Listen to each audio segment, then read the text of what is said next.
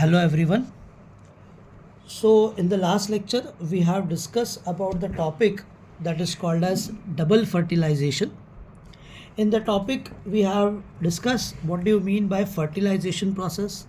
Fertilization is nothing but when there is a fusion of male and female gamete and there will be a formation of diploid zygote. This process is called as double fertilization. And what do you mean by double fertilization? When there is involvement of two male gametes in fertilization process. जब कभी भी fertilisation process में दो male gamete का involvement होता है तो उसको हम लोग क्या बोलते हैं? डबल फर्टिलाइजेशन प्रोसेस बोलते हैं. डबल फर्टिलाइजेशन प्रोसेस किसके अंदर फर्स्ट टाइम ऑब्जर्व किया गया ये भी हमने डिस्कस किया. तो लिलेशियस प्लांट के अंदर जैसे कि एग्जांपल्स है इसके लीलियम और फ्लैटिलेरिया. इसमें हम लोगों ने क्या देखा? डबल फर्टिलाइजेशन के वक्त पोलन ग्रेन्स जो है वो पोलन ट्यूब्स के थ्रू जर्मिनेट होते हैं और स्टिग्मा स्टाइल और ओवरी तक पहुंचते हैं और ओवरी के अंदर से वो एंटर करते हैं ओव्यूल्स में. सिनर्जिड्स के अंदर कुछ केमिकल स्टिमुलस प्रेजेंट होते हैं जो इसको पोलन ट्यूब को अपनी तरफ अट्रैक्ट करते हैं. फिर उसके बाद कुछ 3 टर्मिनोलॉजीज हम लोगों ने पढ़ी थी कि जो पोलन ट्यूब है उसकी एंट्री 3 जगहों से हो सकती है. एक है माइक्रोपाइलर एंड. जब कभी भी पोलन ट्यूब की एंट्री माइक्रोपाइलर एंड से होगी तो उसको हम लोग बोलते हैं पोरोगैमी. अगर पोलन ट्यूब एंटर होगा from chalaza and then it will be called as chalazogamy. और अगर पोलन ट्यूब इंटेग्यूमेंट्स के थ्रू एंटर होता है तो उसको हम लोग क्या बोलते हैं? That is called as mesogamy. तो ये टर्मिनोलॉजीज़ के बारे में हम लोग डिस्कस किया था. फिर हम लोगों ने ये भी डिस्कस किया एक और एक डेफिनेशन जिसको हम लोग बोलते हैं सिफेनोगैमी. सिफेनोगैमी में क्या होता है कि नॉन मोटाइल मेल गैमेट जो है वो पोलन ट्यूब के थ्रू कैरिड आउट होते हैं, उसको हम लोग सिफेनोगैमी बोलते हैं. फिर एक और एक डेफिनेशन पढ़ा था सिनगैमी. सिनगैमी को हम लोग फर्स्ट फर्टिलाइजेशन भी बोलते हैं. और दूसरा डेफिनेशन पढ़ा था ट्रिपल फ्यूजन. ट्रिपल फ्यूजन में 2 मेल गैमेट्स हमेशा फ्यूज होंगे. एक मेल गैमेट फ्यूज होगा किसके साथ? एग सेल के साथ और डिप्लॉइड जाइगोट बनाएगा. ये हमारा फर्स्ट फर्टिलाइजेशन सिनगैमी का डेफिनेशन था. और ट्रिपल फ्यूजन में क्या आएगा? सेकेंड मेल गैमेट जो है वो फ्यूज़ करेगा सेकेंडरी न्यूक्लियस के साथ और बनाएगा न्यूट्रिटिव टिश्यू जिसको हम लोग क्या बोलते हैं? एंडोस्पर्म बोलते हैं. इनिशियली तो प्राइमरी एंडोस्पर्म न्यूक्लियस बनता है जो कि ट्रिप्लॉइड इन नेचर होता है. फिर आगे जाकर वो न्यूट्रिटिव टिश्यू में कन्वर्ट होता है जिसको हम लोग बोलते हैं एंडोस्पर्म. ओके तो ये इस तरीके से 2 मेल गैमेट्स इन्वॉल्व होने की वजह से ये प्रोसेस को हम लोग क्या बोलते हैं? डबल फर्टिलाइजेशन बोलते हैं. फिर इसके सिग्निफिकेंस भी हम लोगों ने पढ़े कि ये यूनिक फीचर है एंजियोस्पर्म का.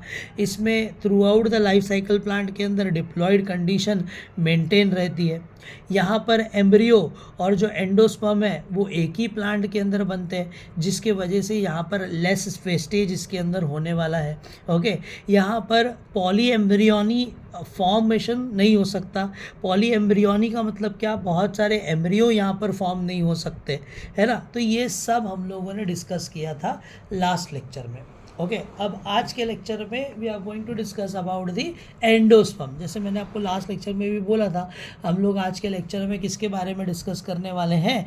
एंडोस्पर्म के बारे में. So now will see what is this development of endosperm is and what is endosperm and what are the types of endosperm that we are going to discuss in today's lecture. Okay अब जो हमारा triploid primary endosperm nucleus है that is PEN. Okay ये कैसे बनता है?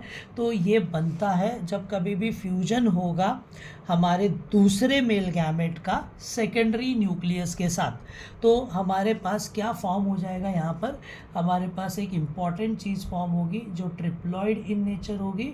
इसको हम लोग क्या बोलेंगे?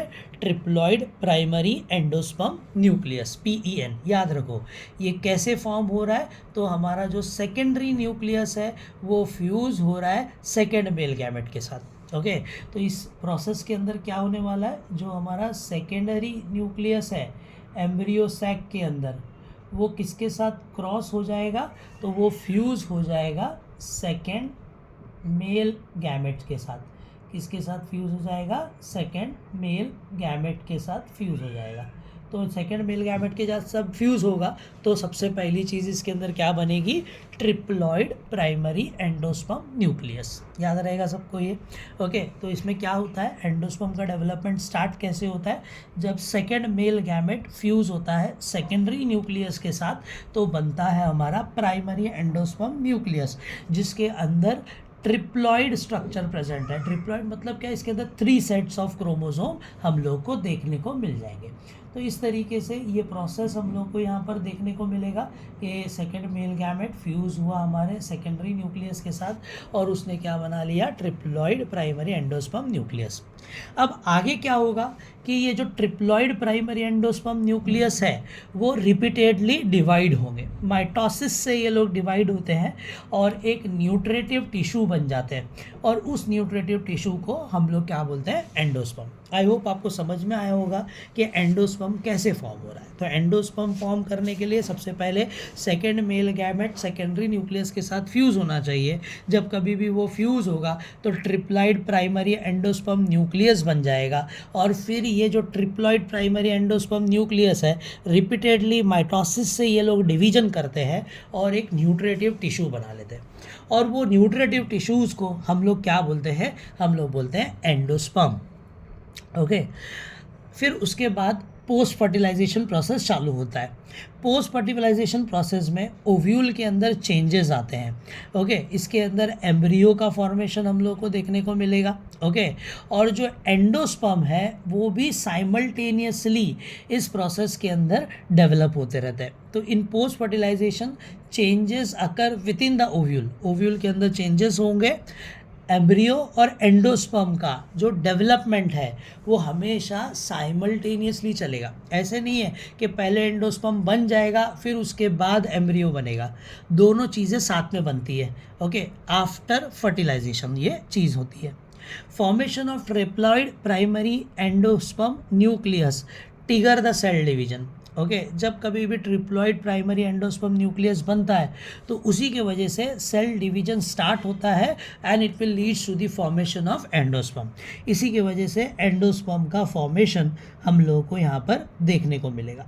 ओके, एम्ब्रियो के जो भी अदर सेल्स प्रेजेंट होंगे एम्ब्रियो सैक के अंदर वो सब डीजेनरेट हो जाते हैं यहाँ पर। जैसे हम लोगों ने एंटीपोडल सेल के बारे में पढ़ा था, एम्ब्रियो सैक में चलाजल एंड के ऊपर एंटीपोडल सेल होते हैं तो वो सब डीजेनरेट हो जाते हैं। तो यहाँ पर यही ये बोल रहा है कि जो एम्ब्रियो सैक के अंदर सेल्स प्रेजेंट हैं जिनका कोई फंक्शन नहीं है वो आगे जाकर क्या हो जाएंगे, डिसऑर्गेनाइज्ड हो जाएंगे।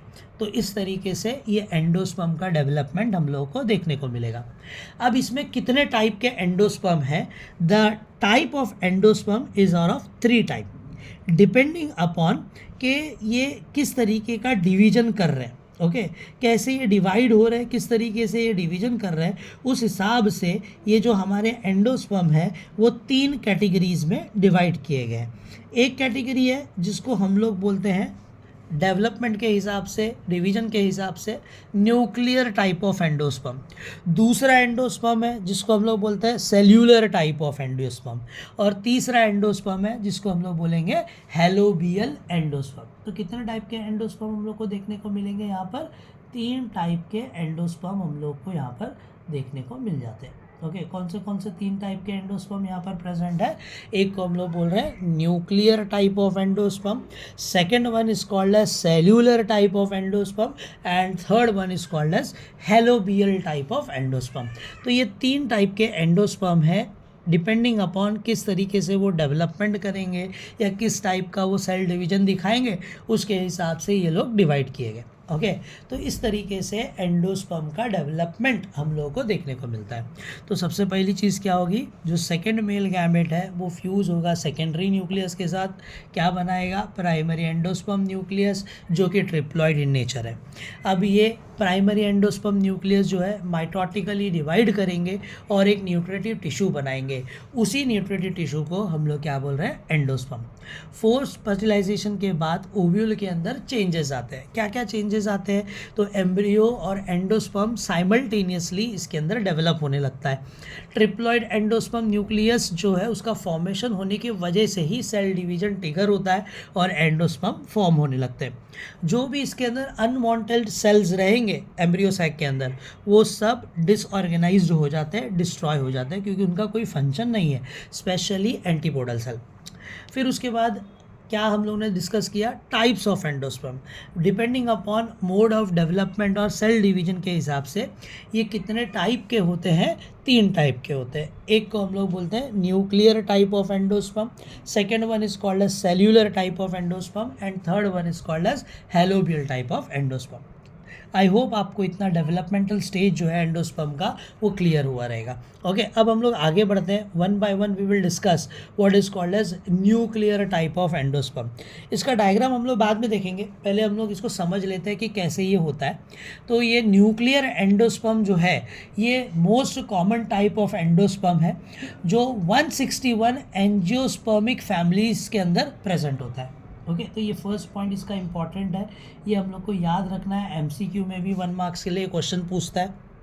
Okay, nuclear type of endosperm जो है वो सबसे कॉमन है और एंजियोस्पर्मिक फैमिलीज कितनी है, 161 फैमिलीज है जिनके अंदर ये एंडोस्पर्म देखा गया। ओके, इसके अंदर प्राइमरी एंडोस्पर्म न्यूक्लियस जो है वो रिपीटेडली डिवाइड होता है माइटोसिस करके, लेकिन इसके अंदर कोई भी वॉल फॉर्मेशन हम लोग को देखने को नहीं मिलेगा। यहाँ पर हम लोग को बहुत सारे फ्री न्यूक्लियाई देखने को मिलेंगे।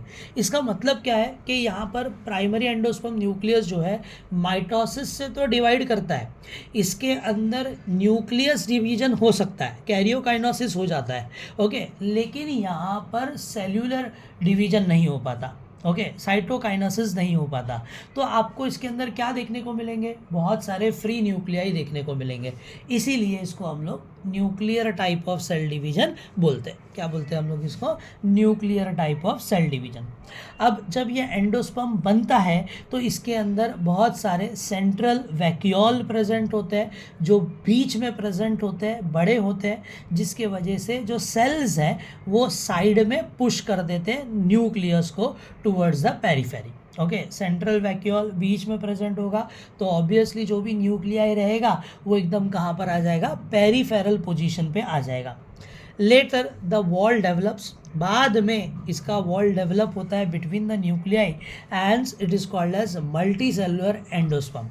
इसी वजह से इसको हम लोग मल्टी सेलुलर एंडोस्पर्म भी बोल सकते हैं। तो ये मोस्ट कॉमन टाइप का एंडोस्पर्म है।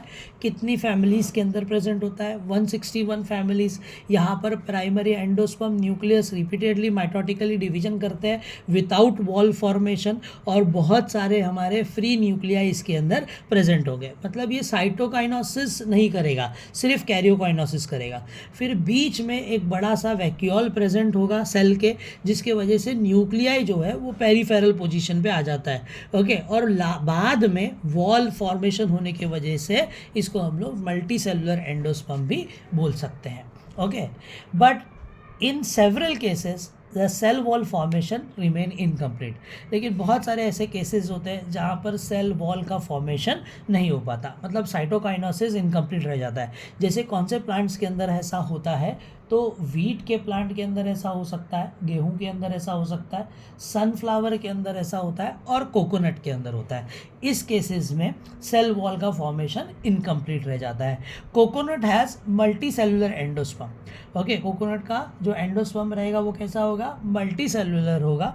आउटर पार्ट जो है इसका मल्टी सेलुलर होता है और free nuclei as well as vacuolated endosperm इसके सेंटर में हम लोग को देखने को मिलते हैं। अब इसका डायग्राम हम लोग देखेंगे तो आपको समझ में आएगा कि किस तरीके से ये न्यूक्लियर एंडोस्पर्म होता है।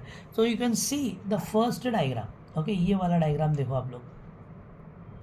तो ये ऊपर वाला जो आप डायग्राम देख रहे हो ये किसका डायग्राम है, न्यूक्लियर एंडोस्पर्म का डायग्राम है। ये हमारा क्या है, जाइगोट का डायग्राम है। ओके, जाइगोट के डायग्राम के अंदर ऊपर क्या प्रेजेंट है, ऊस्फियर यहाँ पर हम लोग को देखने को मिल रहा है। ओके, इसी से एम्ब्रियो बनेगा। ओके, और वो एम्ब्रियो के साइमल्टेनियसली एंडोस्पर्म भी इसके अंदर ही फॉर्म होता है। ओके, यहाँ पर ये जाइगोट है, ये वाला पार्ट, ये वाला हिस्सा हम लोग इसको क्या बोल रहे हैं, जाइगोट या फिर ऊस्फियर बोल रहे हैं इसको हम लोग। ओके, और इसके आजू बाजू में न्यूट्रेटिव टिश्यू है जिसको हम लोग बोल रहे हैं एंडोस्पर्म। अब इसका डिवीजन होने लगता है तो यहाँ पर देखो बीच में आपको ये जो व्हाइट कलर का हिस्सा दिख रहा है सेंट्रली प्लेस, ये क्या है, वैक्यूल्स है। और इसके आजू बाजू में यहाँ पर दिख रहे हैं आपको छोटे छोटे न्यूक्लियाई, फ्री न्यूक्लियाई आपको दिखाई देंगे। और ऊपर की तरफ ये जो जाइगोट है ये किस में कन्वर्ट हो गया, एम्ब्रियो में कन्वर्ट हो गया। ओके, और फिर कुछ प्लांट्स के अंदर, कुछ प्लांट के स्पीशीज़ के अंदर क्या होता है, इसके अंदर वॉल फॉर्मेशन भी हम लोग को देखने को मिलता है। जैसे ये वाला डायग्राम दिखाया है तो ये वाले डायग्राम के अंदर न्यूक्लियस भी प्रेजेंट है, एम्ब्रियो भी है और वॉल लेयर भी इसके अंदर देखो फॉर्म हुई है। ओके, सिर्फ इसके अंदर सनफ्लावर, वीट और कोकोनट के अंदर ये वॉल फॉर्मेशन नहीं होता। वहाँ पर एंडोस्पर्म हम लोग को इस तरीके से दिखाई देगा, फ्री न्यूक्लियाई, बीच में वैक्यूल, आजू बाजू में न्यूक्लियाई दिखाई देगा, बीच में वैक्यूल दिखाई देगा और ऊपर की तरफ एम्ब्रियो आपको दिखाई देगा। ओके, हमने लास्ट टाइम ये भी बोला था कि एंडोस्पर्म और एम्ब्रियो एक ही कंपार्टमेंट में फॉर्म होते हैं तो लेस वेस्टेज होते हैं। तो यहाँ पर हम लोग को दोनों भी चीज़ें एक ही कंपार्टमेंट में इस तरीके से दिखाई दे रही है। समझ में आ, तो ये हमारा क्या है, न्यूक्लियर एंडोस्पर्म है। समझा, what do you mean by nuclear endosperm. अब दूसरा टाइप आता है that is called as cellular type of endosperm. कुछ प्लांट्स में जो ट्रिप्लॉइड प्राइमरी एंडोस्पर्म न्यूक्लियस है, ओके, उसमें सेल डिवीजन होगा और उसमें कैरियोकाइनोसिस होने के बाद इमीडिएटली वॉल फॉर्मेशन हम लोग को देखने को मिलेगा, मतलब साइटोकाइनोसिस इसके अंदर हो सकता है। इसीलिए इसको हम लोग बोल रहे हैं cellular type of endosperm. Okay, तो कुछ प्लांट्स में ऐसा होता है। जो हमारा न्यूक्लियर एंडोस्पर्म है उसमें कैसा था कि यहाँ पर कैरियोकाइनोसिस हो रहा था, फ्री न्यूक्लियाई बन रहे थे, बीच में वैक्यूल्स आ गया था जिसके वजह से न्यूक्लियस पेरिफेरल पोजीशन में आ गए, लेकिन वहाँ पर वॉल फॉर्मेशन इनकम्प्लीट है। ओके, सेल्युलर डिवीजन नहीं होता। यहाँ पर अगर हम लोग देखेंगे तो triploid primary endosperm nucleus mitosis करते हैं जिसमें कैरियोकाइनोसिस होता है और इमीडिएटली उसके बाद वॉल फॉर्मेशन हो जाता है। ओके, तो यहाँ पर एंडोस्पर्म जो है वो कौन से टाइप का है, सेल्युलर टाइप का है। ये ज़्यादातर किस में ऑब्जर्व किया गया, 72 फैमिलीज ऑफ डाइकोटिलडोनस प्लांट। ओके, कौन से प्लांट्स के अंदर ये हम लोग को देखने को मिलता है, 72 फैमिलीज ऑफ डाइकोटिलडोनस प्लांट। जैसे कि एग्जाम्पल यहाँ पर दिया हुआ है प्लांट का, बाल्सम, पेट्यूनिया और एडोक्सा, ये प्लांट्स है जो सेल्यूलर टाइप के एंडोस्पर्म दिखाते हैं। ओके, न्यूक्लियर एंडोस्पर्म किस में होता है, वीट, कोकोनट, ओके, और फिर उसके बाद सनफ्लावर। सेल्यूलर एंडोस्पर्म किसके अंदर ज़्यादा देखने को मिलता है, बाल्सम, पेट्यूनिया और एडोक्सा। ये क्वेश्चन एग्जाम में एमसीक्यू में और give example type of question में पूछ सकता है 1 मार्क्स के लिए। ओके, एंट्रेंस एग्जाम के लिए भी ज़रूरी है, गिव वो which of the following is an example of cellular type of endosperm. तो याद रखना बाल्सम, पेट्यूनिया और एडोक्सा ये एग्जाम्पल्स हैं किसके, सेल्युलर टाइप ऑफ एंडोस्पर्म के। ओके, फिर उसके बाद नेक्स्ट एंडोस्पर्म आता है हमारा थर्ड टाइप जिसको हम लोग बोलते हैं helobial type of endosperm. It occur in the order of helobiales. Okay, ये कौन सी कैटेगरी से बिलोंग करता है, एक किंगडम प्लांट है, मोनोकोटिलडोनस प्लांट्स के अंदर हेलोबियल्स करके एक ऑर्डर है, उस फैमिली में हेलोबियासी फैमिली से ये बिलोंग करता है। ओके, उसके अंदर इस टाइप का एंडोस्पर्म देखने को मिलता है, इसीलिए इसका नाम क्या रखा हुआ है, helobial type of endosperm. Okay, helobiales order से ये बिलोंग करता है और हेलोबियल्स किस में प्रेजेंट होता है, मोनोकॉट्स में। ओके, तो इस तरीके से ये हम लोगों को देखने को मिलेगा। Okay, in this case there will be a nuclear division of primary endosperm nucleus which is followed by the cell wall formation. लेकिन यहाँ पर सेल वॉल फॉर्मेशन जो रहेगा वो कैसा रहेगा, अनइक्वल रहेगा। ओके, यहाँ पर ट्रांसवर्सली वॉल बनने लगते हैं। ओके, अब डायग्राम दिखाता हूँ तो आपको समझ में आएगा कि किस तरीके से ये ट्रांसवर्सली वॉल फॉर्मेशन होने लगता है। Okay, now you can see in the diagram, ये हमारा क्या है, सेल्यूलर टाइप ऑफ एंडोस्पर्म है। ओके, तो देख लो सेल्यूलर टाइप ऑफ एंडोस्पर्म में क्या है, ऊपर की तरफ जाइगोट प्रेजेंट होगा, यहाँ पर बीच में एंडोस्पर्म प्रेजेंट है। फिर उसके बाद प्राइमरी एंडोस्पर्म न्यूक्लियस डिवाइड हो रहे हैं और डिवाइड हो रहे हैं तो यहाँ पर सेल्स भी फॉर्म हो रहे हैं और न्यूक्लियस भी फॉर्म हो रहे हैं, है ना, बराबर। तो इसलिए इसको हम लोग क्या बोल रहे हैं, सेल्यूलर एंडोस्पर्म बोलते हैं। आगे जाकर डेवलप होने के बाद ये इस तरीके से हम लोग को दिखाई देता है, सेम इसके जैसा ही दिखाई देगा। ओके, समझ में आ रहा है। तो इस तरीके से इसका डेवलपमेंट है, दोनों में फ़र्क समझ में आ रहा है क्या हो रहा है, एक में न्यूक्लियर डिवीजन हो रहा है without forming the cell wall formation and without the cytokinesis. इसके अंदर क्या हो रहा है, सेलुलर टाइप ऑफ एंडोस्पर्म में दोनों भी हो रहा है। प्राइमरी एंडोस्पर्म न्यूक्लियस पहले कैरियोकाइनोसिस करेंगे, फिर उसके बाद साइटोकाइनोसिस भी करेंगे और वॉल भी इसके अंदर फॉर्म होने लगेगा। वेरएस अब हम लोग बात कर रहे थे हेलोबियल की। ओके, तो हेलोबियल में देखो ट्रांसवर्सली इसके अंदर बीच में एक वॉल बनती है ना, जो दो अनइक्वल सेल्स इसके अंदर फॉर्म हो जाते हैं। एक ऊपर की तरफ है जो बड़ा है और एक नीचे की तरफ है जो छोटा है। ओके, तो इस तरीके से ये चीज़ हम लोग को देखने को मिलती है हेलोबियल एंडोस्पर्म के अंदर। अब यहाँ पर देखो वही चीज़ यहाँ पर बोल रहा है, क्या बोल रहा है कि यहाँ पर प्राइमरी एंडोस्पर्म न्यूक्लियस डिवाइड होगा, ट्रांसवर्स वॉल इसके अंदर फॉर्म होगी और दो अनइक्वल सेल्स इसके अंदर फॉर्म हो जाएंगे। जो स्मॉलर सेल है जो चलाजल एंड की तरफ प्रेजेंट होता है, ओके, उसको हम लोग चलाजल सेल बोलते हैं। एक इसके अंदर जो सेल प्रेजेंट है स्मॉलर सेल, उसको हम लोग क्या बोलेंगे, चलाजल सेल बोलेंगे। और जो बड़ा वाला सेल है, as you can see in the diagram also, larger cell है जो माइक्रोपाइलर एंड की तरफ प्रेजेंट होता है, उसको हम लोग क्या बोलते हैं, माइक्रोपाइलर सेल उसको हम लोग बोलेंगे। ओके, तो इस तरीके से दो अनइक्वल सेल्स, चलाजल सेल्स और माइक्रोपाइलर सेल, ये हेलोबियल टाइप ऑफ एंडोस्पर्म के अंदर फॉर्म होते हैं। Then the nuclei in each cells divide. फिर उसके बाद क्या होता है, जो इसके न्यूक्लियाई है वो फ्री न्यूक्लियर डिवीजन करते हैं। वॉल का फॉर्मेशन इसके अंदर होगा between the nuclei in the micropylar chamber. Micropylar chamber के अंदर ये सारे प्रोसेस हम लोग को यहाँ पर देखने को मिल जाएंगे। समझ में किस तरीके से ये डेवलपमेंट होता है। It is a intermediate type of endosperm between the cellular and nuclear endosperm. इसको हम लोग क्या कंसीडर करते हैं कि इसके पास दोनों के कैरेक्टरिस्टिक्स प्रेजेंट होंगे, सेल्यूलर एंडोस्पर्म के कैरेक्टरिस्टिक्स भी प्रेजेंट होंगे और न्यूक्लियर एंडोस्पर्म के कैरेक्टरिस्टिक्स भी इसके अंदर प्रेजेंट होंगे। इसका क्या एग्जाम्पल है हेलोबियल का, दैट इज कॉल्ड एज एस्पोडालस। एक ही एग्जाम्पल यहाँ पर दिया हुआ है जिसको हम लोग क्या बोलते हैं, एस्पोडालस। एस्पोडालस प्लांट के अंदर हम लोग को ये हेलोबियल एंडोस्पर्म देखने को मिल जाएगा। ओके, तो याद रखना क्या क्या डिफरेंस तीनों के बीच में है। ओके, तो न्यूक्लियर एंडोस्पर्म कहाँ पर पाया जाता है, it is found in 171 angiospermic families के अंदर ये टाइप का एंडोस्पर्म पाया जाता है। क्या क्या क्या एग्जाम्पल्स हैं इसके, तो इसके एग्जाम्पल्स क्या है, वीट, सनफ्लावर एंड कोकोनट। इसमें डिवीजन कैसे होता है, प्राइमरी एंडोस्पर्म पहले न्यूक्लियस को डिवाइड करते हैं माइटोसिस के through, without wall formation, without साइटोकाइनोसिस।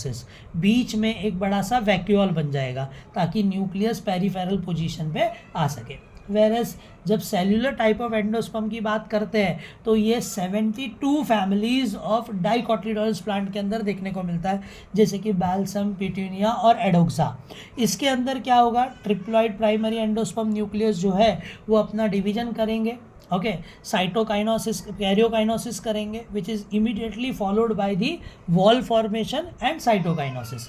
इसके अंदर दोनों चीज़ें होंगी, इसीलिए इसके अंदर सेल भी फॉर्म होता है और न्यूक्लियस भी, इसीलिए इसको हम लोग क्या बोलते हैं, cellular type of endosperm.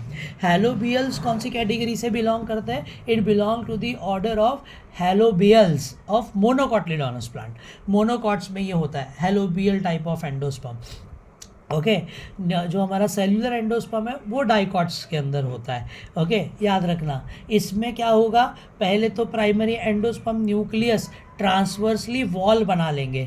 Wall बनाने के वजह से दो सेल्स इसके अंदर डिवाइड हो जाते हैं अनइक्वल साइज में। स्मॉलर सेल को हम लोग चलाजल सेल बोलते हैं और लार्जर सेल को माइक्रोपाइलर सेल्स बोलते हैं। फ्री न्यूक्लियर डिवीजन इसके अंदर होगा और ये कहाँ पर फॉर्म होंगे, न्यूक्लियाई जो है माइक्रोपाइलर चैम्बर के अंदर ये फॉर्म हो जाएंगे।